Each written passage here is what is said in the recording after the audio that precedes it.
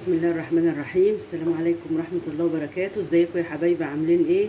يا رب دايما دايما تكونوا بخير وفي اتم صحة وفي اسعد حال.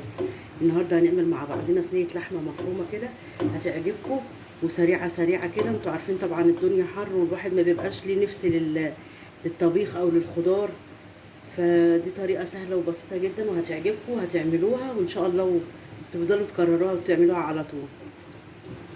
اهو نسمي على رسول الله. احنا معصجين اللحمه اهي. طبعا احنا جبنا طريقه تعصيج اللحمه دي كتير.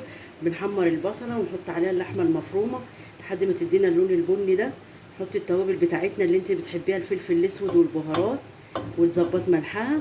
معانا بقى صينيه اهي هنحط فيها اللحمه المفرومه اهي يا حبايبي. نحطها هنا.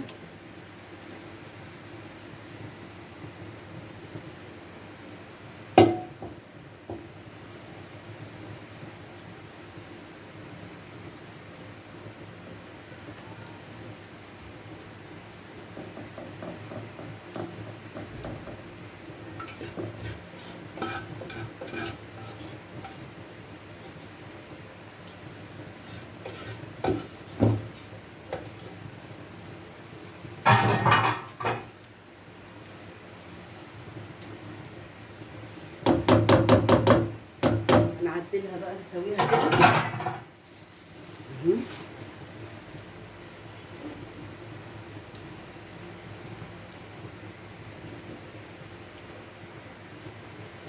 دي بيمشي معاها المكرونه ويمشي جنب منها الرز برضو.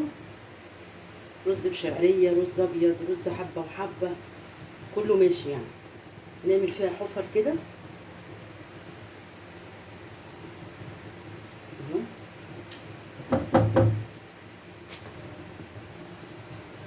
يا حبايبي هنعمل في كل حفره من دول اهو، نعمل لها بيضايه.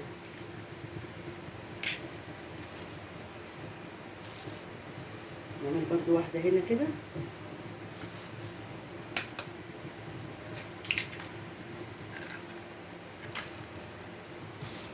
عايزه اقول لكم الاكله دي بقى رائعه، يعني عارفين يعني ايه رائعه؟ فوق الروعه كمان.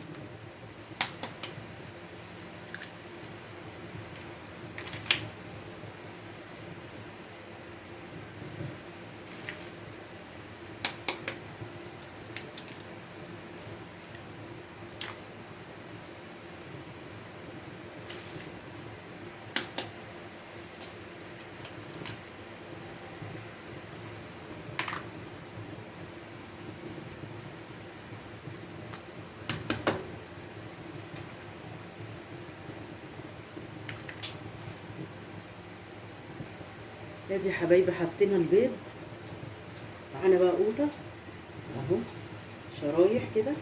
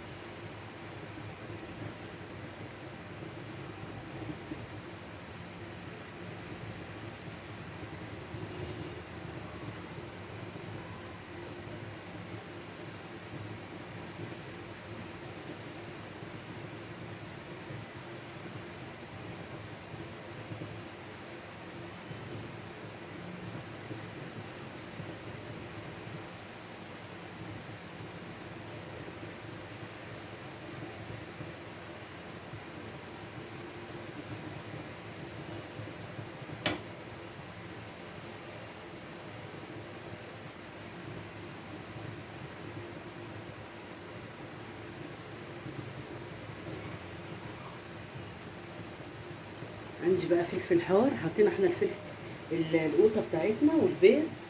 حط فلفل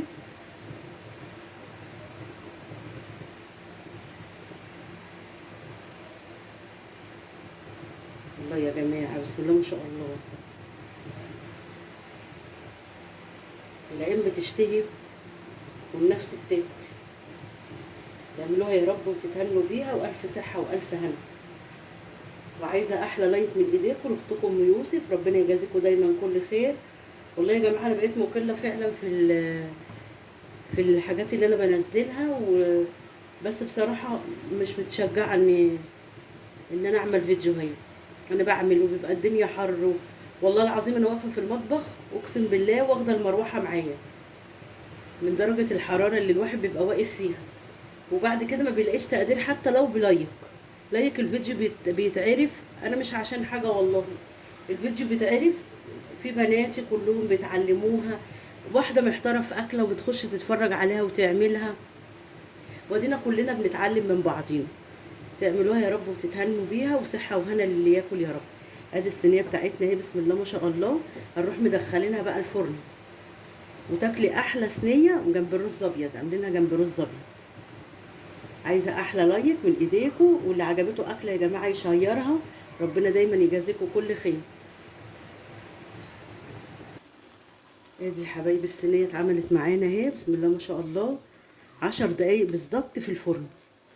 تاكلوها يا رب وتتهنوا بيها. طبعا مش قادره اجي جنبها عشان سخنه، استني بس تبرد شويه. والله انا بكلمكم كمان النور قطع. الحمد لله رب العالمين. مش عارفين ايه حكايه النور اللي قرفنا ده بصراحه. اهو عملنا جنبها برضو رز ابيض. بصوا الجمال بقى.